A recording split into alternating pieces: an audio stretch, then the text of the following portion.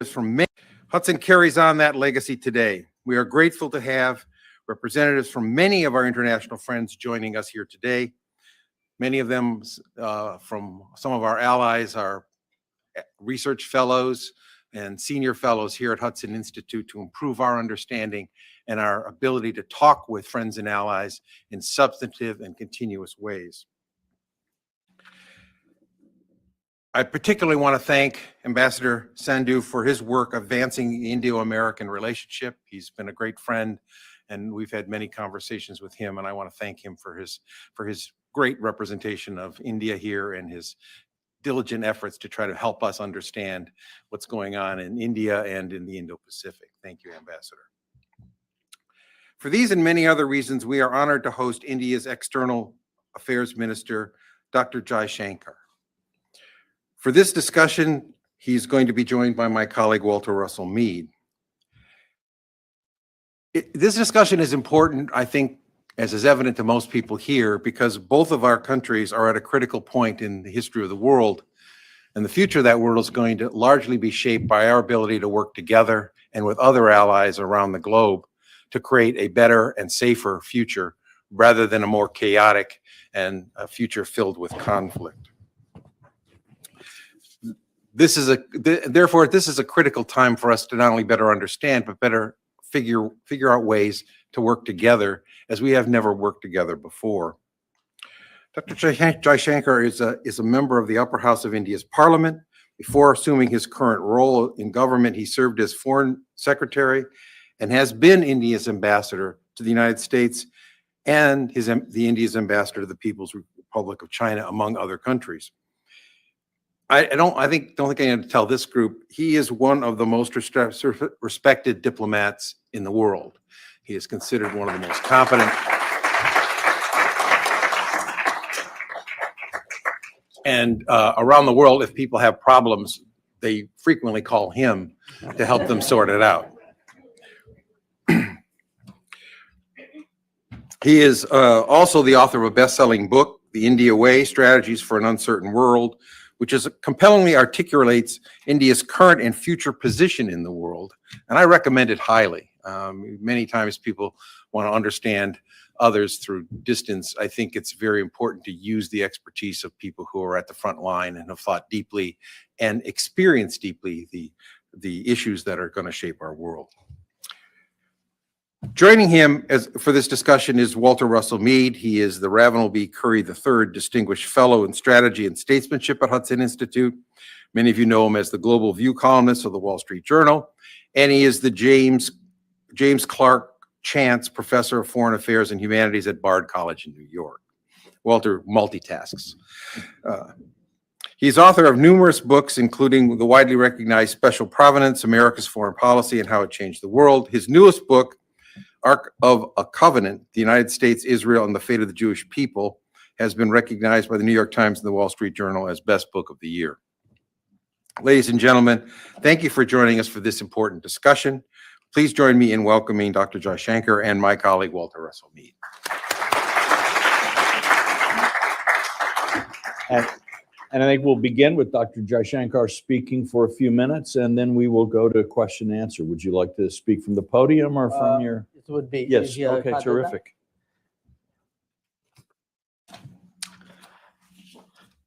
Good morning.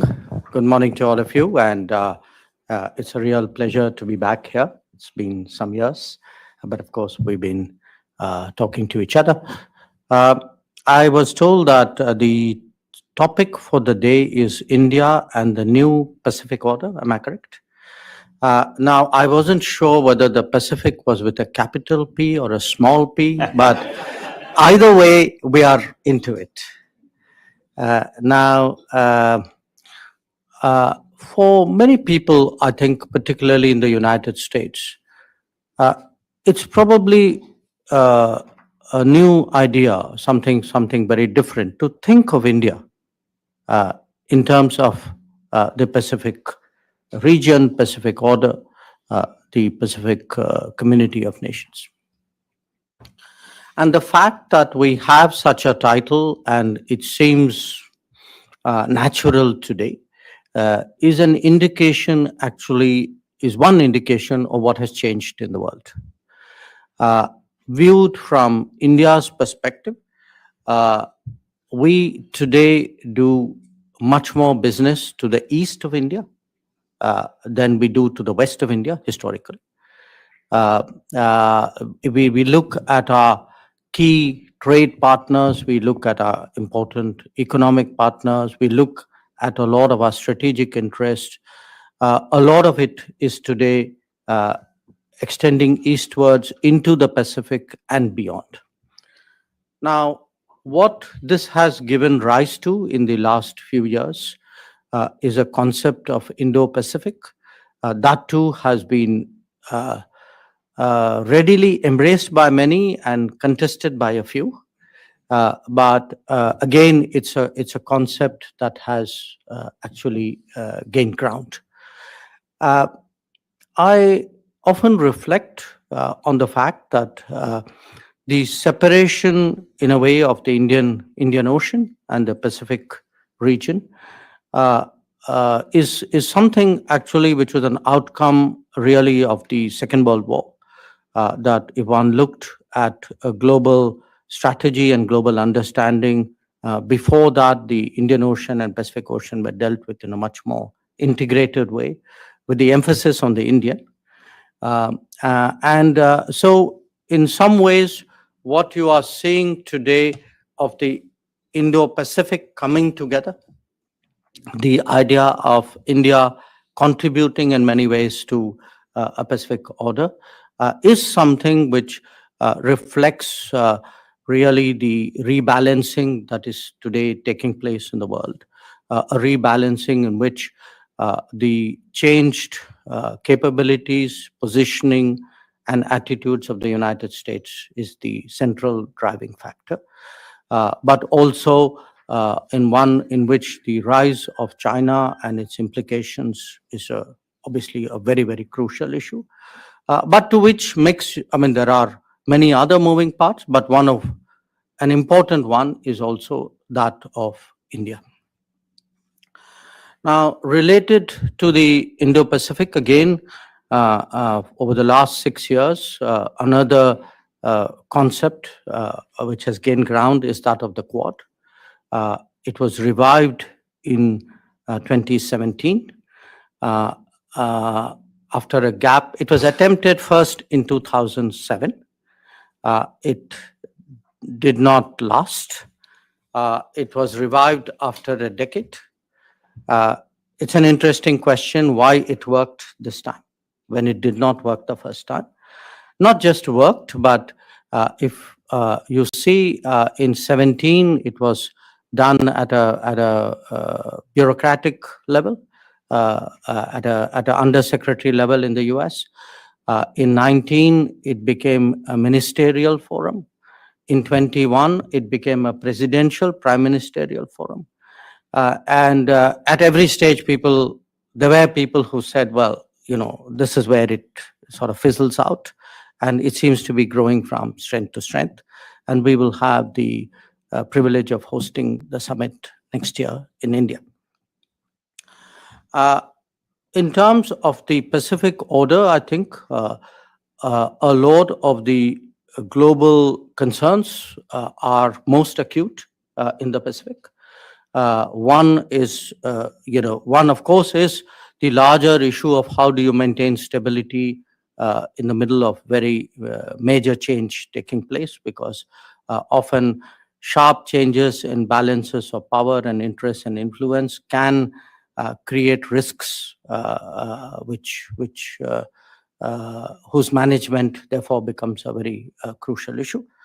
But there are some other, I think, key issues today in the world which center particularly around the Pacific. One of them is the building of reliable and resilient supply chains, because the experiences of the last few years have taught us their importance. The other is the promotion of trust and transparency on anything to do with digital. So whether it's telecom or whether it's artificial intelligence or whether it's the car that you're driving, really today the importance of trusted providers, trusted sources, trusted geographies. I think this is today a very, very big issue. The third is the over concentration of production, especially of manufacturing. That if you have over concentration, which is liable to be leveraged, had it happened in any of our uh, national economies, it would have attracted antitrust provisions. Yet it happens in the world, and we are all blissfully, we are sanguine about it. So, what are the dangers of over concentration? What are the implications of over concentration? How are they leveraged? How are they weaponized? I think is a very big issue today in the world. And if you put it together, I would suggest to you that the world is badly in need of some form of re-globalization. That globalization itself is undeniable. It has struck very deep roots. It has tremendous benefits. Nobody doubts that. But the particular model of globalization, which has evolved over the last 25 years, obviously has a lot of risks inherent in it. And today, how to address those risks and create a safer world is part of the challenge facing the Pacific Order. So let me just end with one last remark, because John, there was something you said, which was India and the United States have never really worked before together. I think that is a very thoughtful observation, because dealing with each other is not the same as working with each other. And in the past, we have always dealt with each other, sometimes not entirely happily. But working with each other is really uncharted territory. It is a territory which we have both entered in the last few years. And it has required both of us really to overcome what my Prime Minister called the hesitations of history when he spoke to the Congress a few years ago. So how do we create that ability and the convergences and hopefully the comfort to work together? I think that would be very crucial to the future of the Pacific Order. So perhaps with those remarks, Walter, if you would allow me, we can start the conversation. Terrific. Thank you.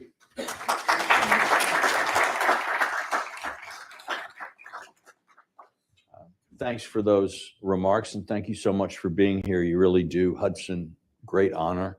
I want to say I'm especially grateful because while Hudson is a nonpartisan think tank and we work with people in both parties, many would say that Hudson has closer relations sometimes with the Republican Party.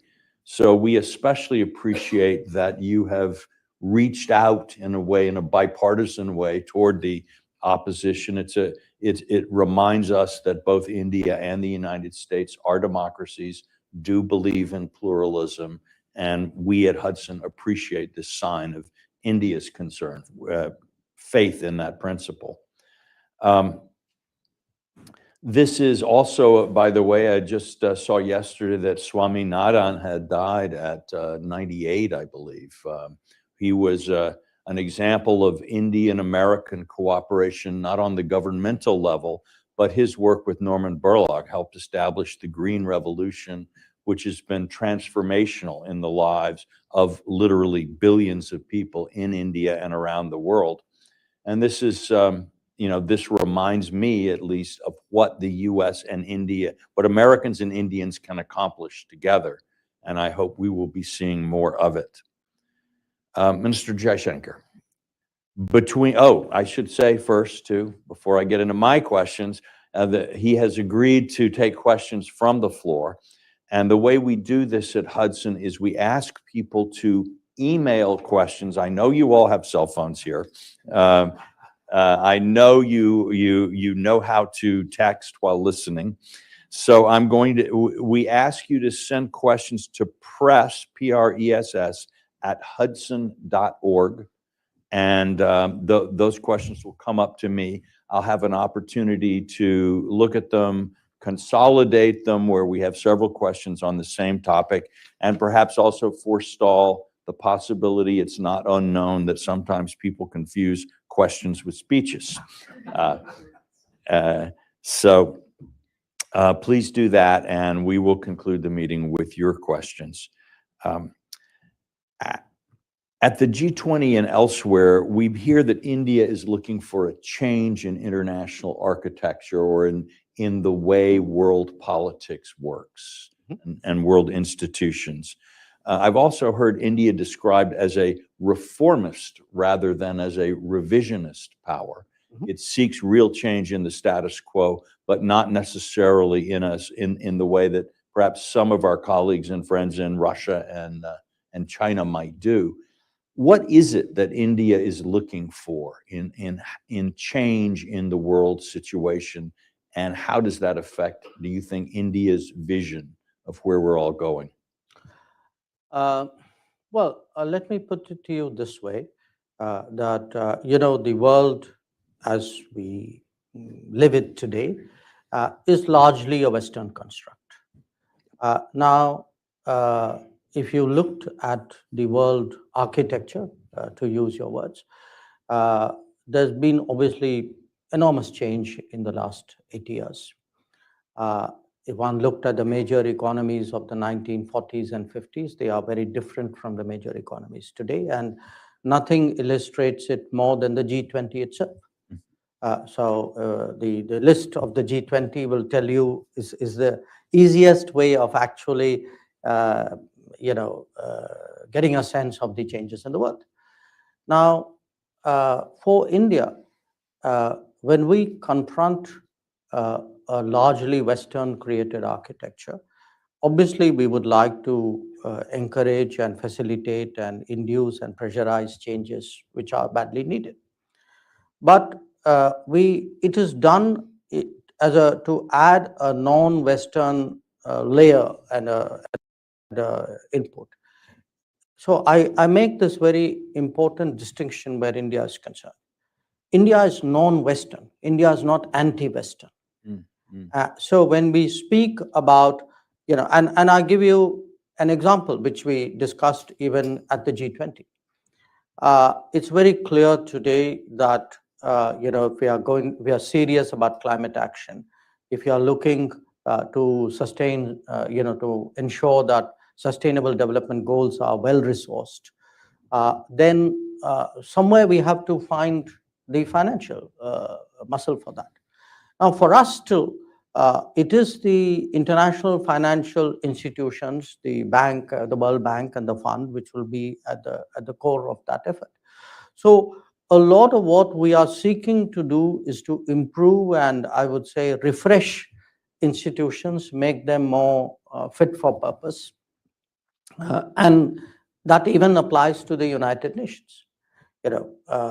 We do believe today that, a United Nations where the most populous country is not in the Security Council, when the fifth largest economy is not there, when a continent of 50 plus countries is not there, that United Nations obviously lacks credibility and to a large degree effectiveness as well. So the whole, when we approach the world, it's not with a, sort of pull down the pillars kind of approach. It is very much, what can we do to make it better, fitter, efficient, purposeful. That's the kind of mindset we bring to bear. Well, I have to say, I find myself in agreement with much of what you say, especially when I look at the United Nations. And I think that in the official UN system, India is sort of said to be equal to Luxembourg. They both have one vote in the General Assembly. I like Luxembourg. Well, I have nothing against. Actually, if you're ever in Luxembourg, eat the duck. It's fantastic. Okay. But but the idea that those two political entities should be equally weighted in the United Nations is, I think, an absurdity that future generations will not be able to understand when they look back at our times. Now, over the summer, you said that there are three big Eurasian powers, Russia, China, and India, and that the Indo-Russian relationship is not transactional. This is geopolitical. How do you see India-Russia relations, especially at a time where Russia and China appear to be working much more closely together than before? This approach is not something new. In fact, since independence in India, this has been the basic thinking about our geopolitical predicament, which is if there are three major polities occupying the landmass, the central landmass of the world, then how do you ensure that there is a balance, and how do you ensure you are not facing an adverse balance? Now, we had a phase, I would say, late 40s, which were particularly testing for us. This was when this is still Stalin's Soviet Union at that time. And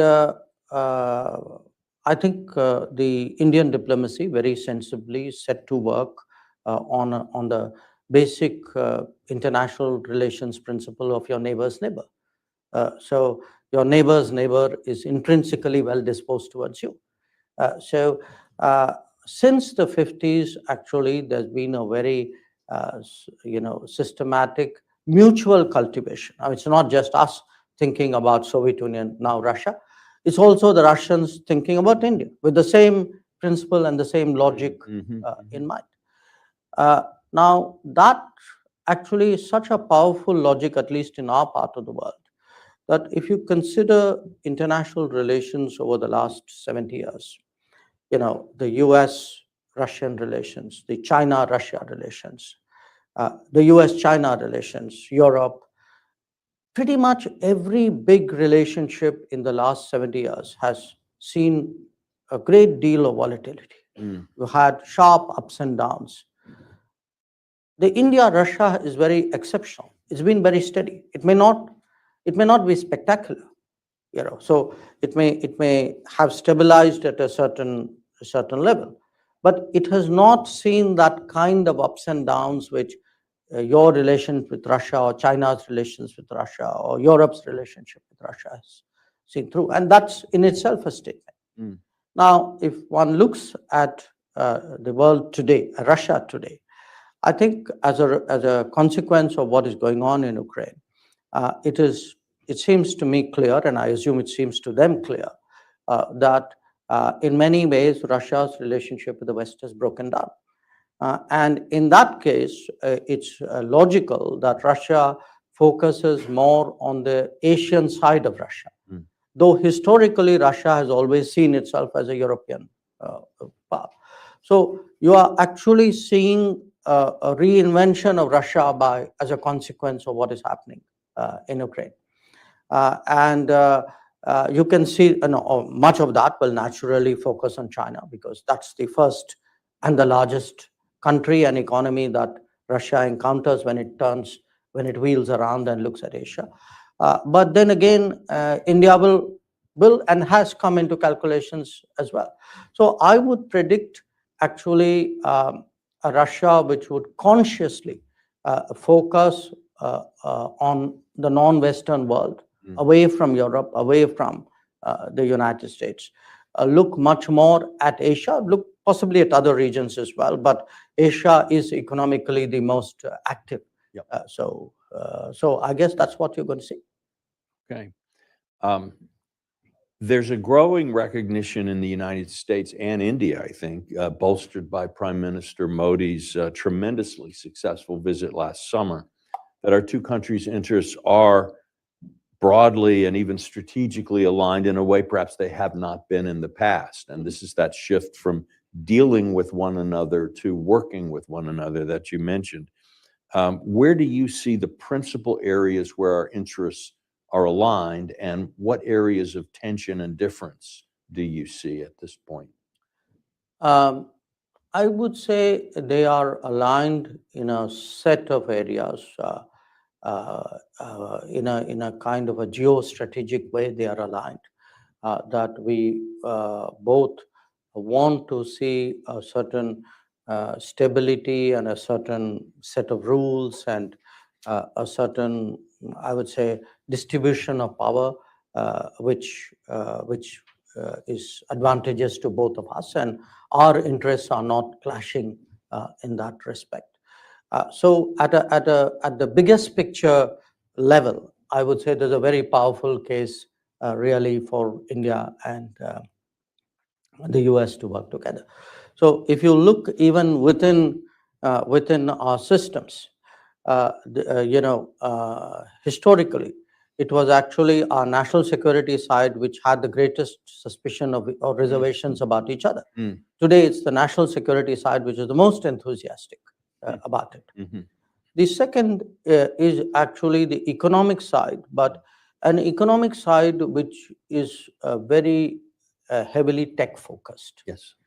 Because if one looks at the direction of the global economy, in fact, we look at our own lives, the tech component of what we use and do and live amidst is increasing.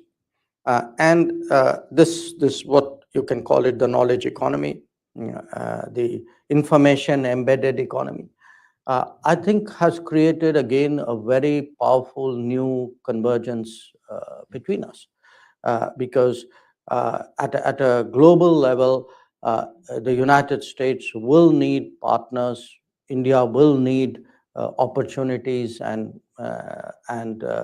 possibilities. So, to me, if we are today talking about ISET, if we are, if you look at American priorities like the IRA and the CHIPS Act, I think these are all factors which will create a stronger sort of bonding. So if you can get I think if the politics works and the economics get stronger, then obviously there's a very, very strong convergence. And you ask me where could they be or where are the problems?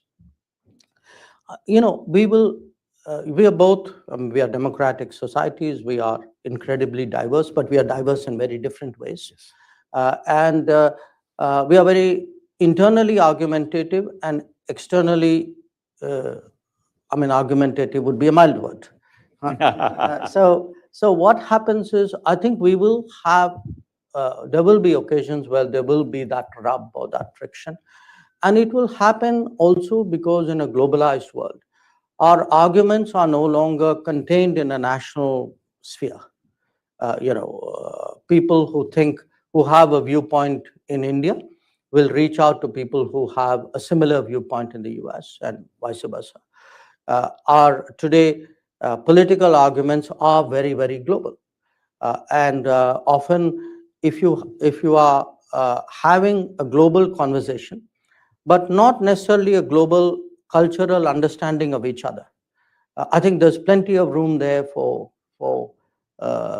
friction. Often, I read judgments or I hear people say things in the US and sometimes in India too, where we are looking at the other society completely from our own template, from our own experience. And I think that would be an issue. Well, I certainly would agree that both, from my experience, both Americans and Indians lead the world in moral lectures. We're both of our societies are. We've quite been doing good. it longer, though. Yes, no, you have a deeper experience. I won't deny. But kind of along these lines, I know that when Prime Minister Modi was here, a number of American representatives boycotted his address to Congress. Some did. I don't know if I'd use the word a number. Well, a number can be a small number. Okay. It doesn't have to be a big one. And I know I wrote a column about India in the Wall Street Journal, and I got there was a letter to the editor from Cardinal Dolan, who was a very well-respected, a man I personally respect tremendously, to the Journal, expressing his concern that I hadn't said enough in my column about problems of religious minorities in India. So how would you sort of try to shape the conversation, or how would you respond to some of these concerns that people have here? It would be a mix because, I think different people if I don't know Cardinal Dolan, I'm a little more familiar with American politicians, including members of Congress. So I'm not, I know many of them have strong views, often electorally driven, sometimes culturally driven, all of that. So I'm a little hesitant to address specific examples. But as a broad proposition, Yes, yes. look, as a broad proposition, all I can say where India is concerned is the underlying culture of India is deeply pluralistic.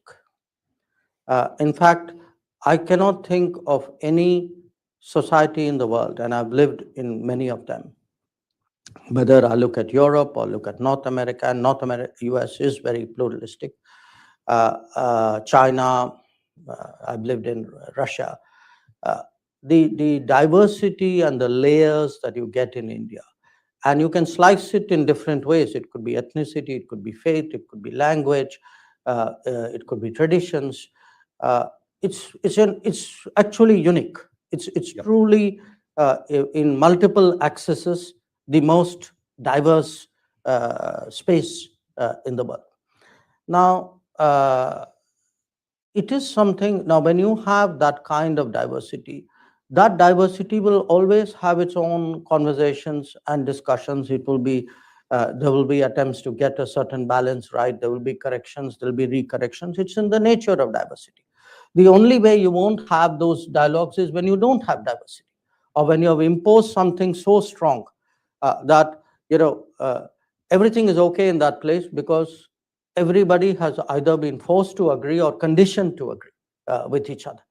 So we actually are a much more looser society where there's almost a natural inclination to disagree, and that is our national character.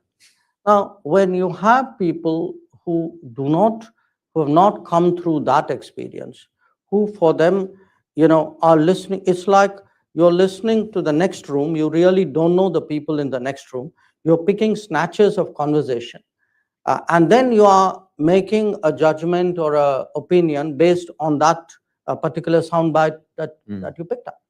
So today, since you brought up the issue of minorities in India, look, what is the test really of fair and good governance, or of the balance of a society? It would be whether, in terms of the amenities, the benefits, the access, the rights, do you discriminate or not? And in every society in the world, at some point, there's been some discrimination on some basis. So if you look at India today, it's a society today where there's a tremendous change taking place, because people are the biggest change happening today in India is the creation of a social welfare system in a society which has less than $3,000 per capita income. Nobody has done that in the world before. Now, when you look at the benefits of that, you look at housing, you look at health, you look at food, you look at finance, you look at access, educational access, health access. There's no, I defy you to show me discrimination. I mean, in fact, the more digital we have become, the more in a way faceless the governance has become. Actually, it's become fairer. But as I said, this is a globalized world. There will be people, you will have people gripe about it, and much of the griping is also political. Let me be very frank with you, because we've also had a culture of vote banks, and there are sections who had in their own eyes a certain privileged access, who today may resent the fact that they don't. It's a phenomenon with which you are not unfamiliar. And I think these will be the turbulence of a democratic society. Okay. Well, now we in the United States have had the experience not only of lectures from India, but lectures from Canada. And I think, They look at you as the global South. yeah.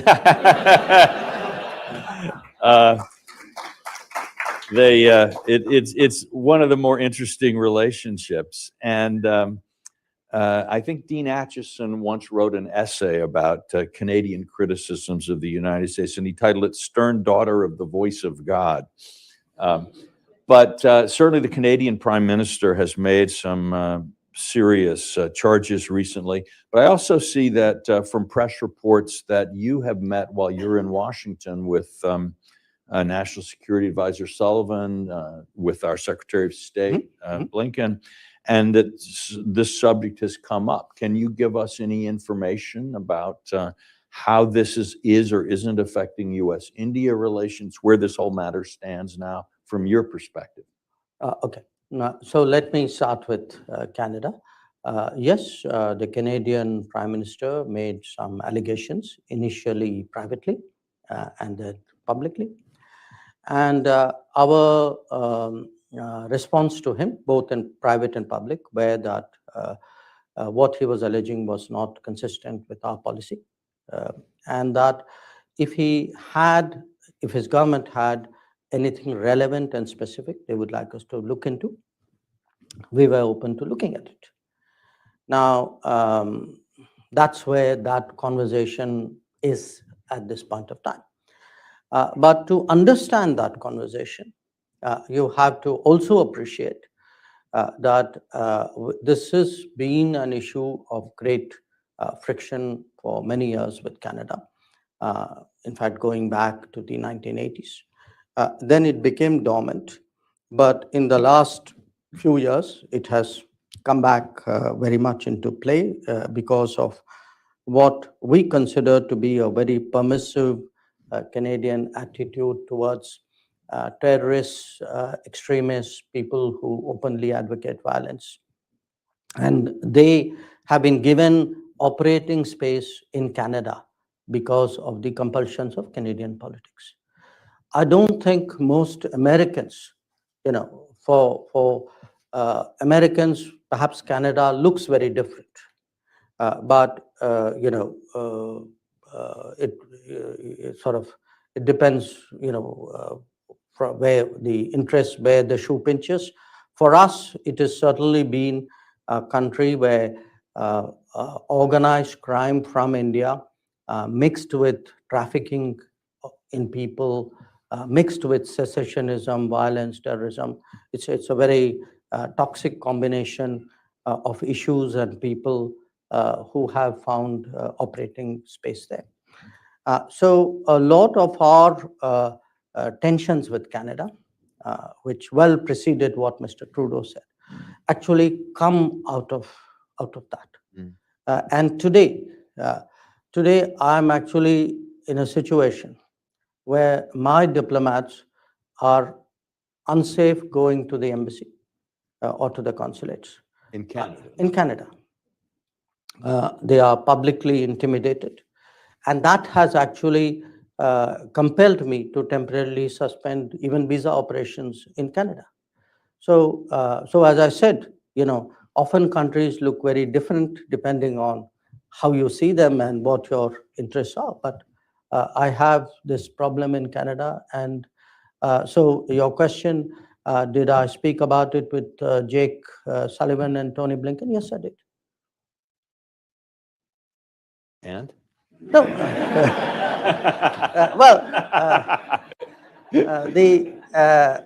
Let's put it this way. They obviously shared U.S. views and assessments on this whole situation, and I explained to them at some length. What I gave you was a summary of the concerns which I had. So I think hopefully we both came out of those meetings better informed. Right. Well, thank you.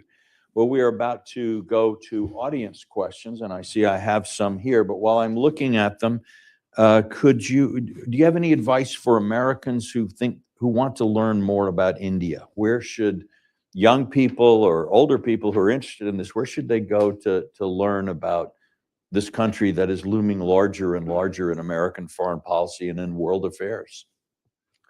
Um, look, it's hard to give general advice, but I would say, I mean, and this really flows from our own conversation today, that in whatever profession people are, I think it would be useful to try to see how that particular profession or that particular set of interests are doing in India, because there may be experiences there, there may be thoughts there, ideas there, which people would find useful. For many years, India has been an absorber, an active searcher for best practices around the world. I think today we can also contribute to best practices. I mean, I give you some very different examples of this.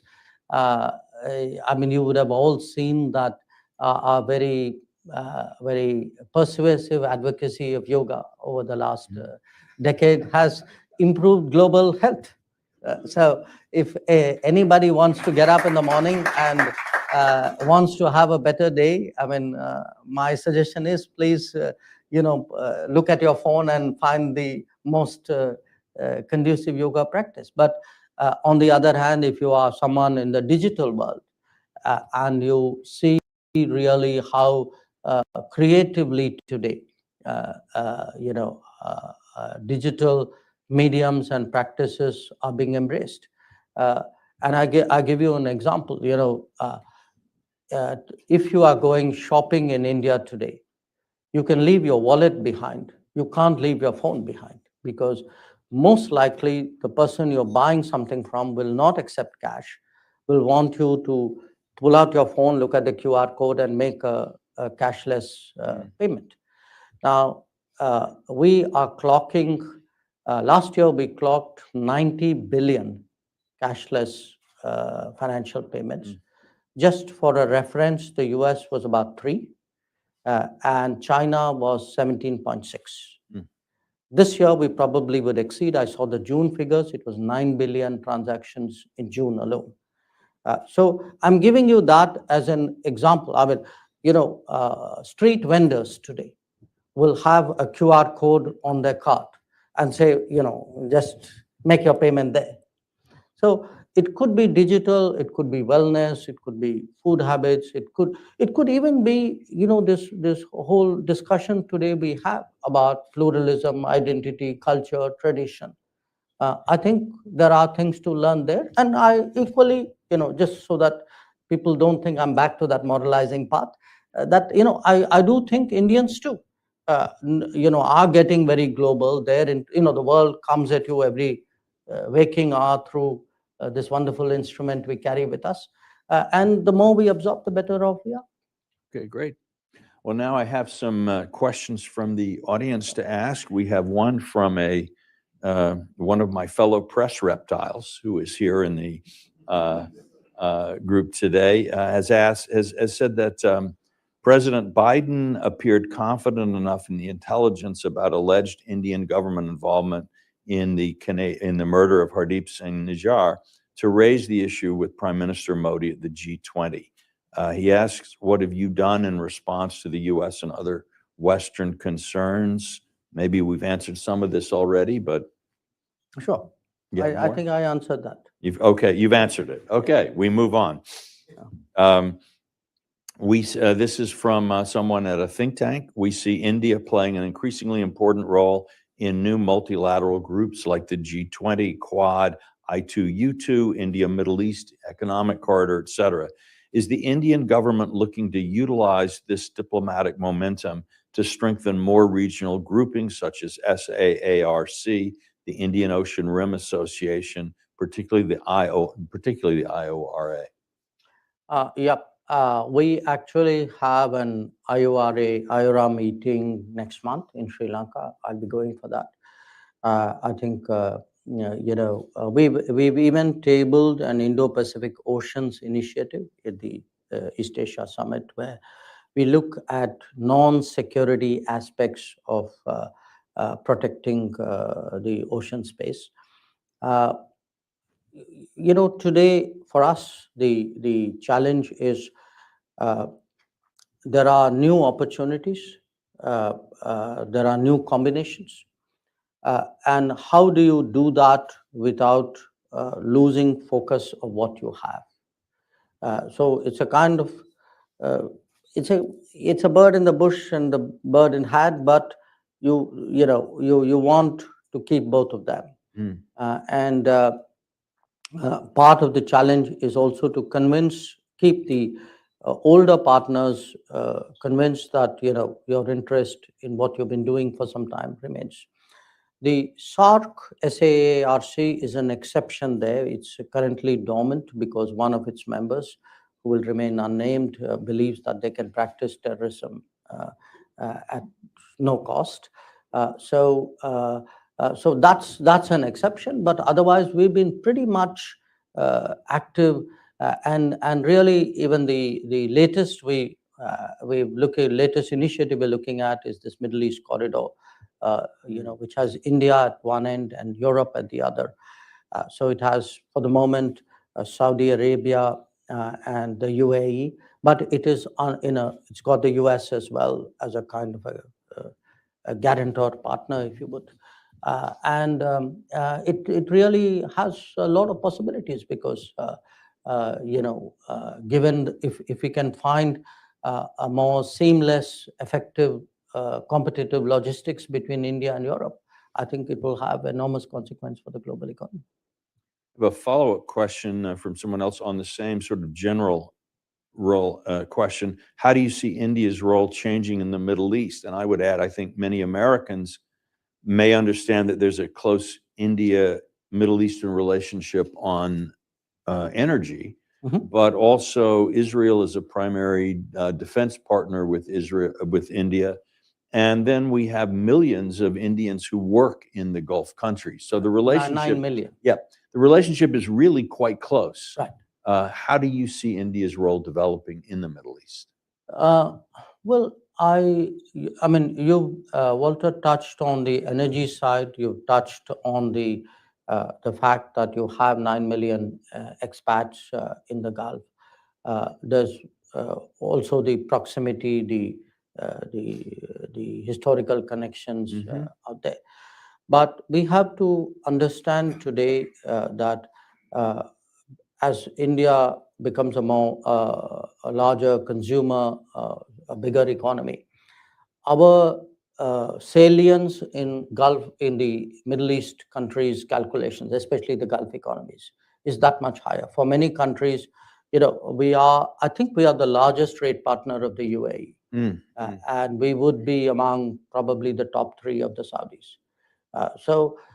And it isn't just the volume of trade. We discovered during COVID, they discovered during COVID, that the Gulf is actually dependent on the daily food consumption for what comes out of India. So the economies have really got very, very deeply meshed. And today the Gulf itself is in transition. If you talk to the leadership in Gulf, they are talking renewables, they're talking green hydrogen, and a lot of them are very enthusiastic in terms of digital progress. So we are finding new areas of intersection with them, and I mean, if you look at Indian businesses, we are today far more entrenched in the Middle East than we've been for a long time. Yeah, that's right. We have a final question, and then we'll bring this part of the program to a close, which is, again, without mentioning any names, somebody's asked, as we speak today, the situation in India's western neighborhood is deteriorating at a fast pace. There could be a situation where a country could collapse or see unrest. How is India preparing for such an unknown event, or how could it prepare? In an unnamed country. In an unnamed country to the west of India. There's some. We have a few countries. There's more than one option. Who are having problems of their own. Look, today there are there are countries in different parts of the world in crises of different kinds. And we have a few proximate to us. We saw Sri Lanka, which really went through a very, almost an economic meltdown last year. And we had to step forward because, they were engaged in a negotiation with the world, with the fund. And their needs were so immediate and so serious that we actually did the largest bilateral lending that we've ever done, which was we gave them almost a package of $4 billion as a way of stabilizing their economy. The unnamed country to our west, which we are talking about, they have a much, their problems are much more long term. They're much more deeper historically in terms of what happens when distortions have been introduced into the natural progress of an economy. That if you have, let us say, excessive expenditure on the military, or if your borrowing has not been prudent, or if you have infrastructure which doesn't pay its way, I think there are a lot of factors there. In multiple chickens are coming home to roost at the same time. Right. Well, thank you very much. I know we're all grateful to Minister Jaishankar for his time. I'll ask you to respect that time as we go. He has a very busy schedule today, so he and I will head out here. There is coffee and other assorted delicacies in the back. I'm afraid more American than Indian. And in 15 minutes, we'll reassemble here where there's going to be a panel discussion led by Hudson's Japan chair and a very distinguished fellow and longtime friend of India, Ken Weinstein. And so I hope to see you back for that soon. Thank you. Thank you.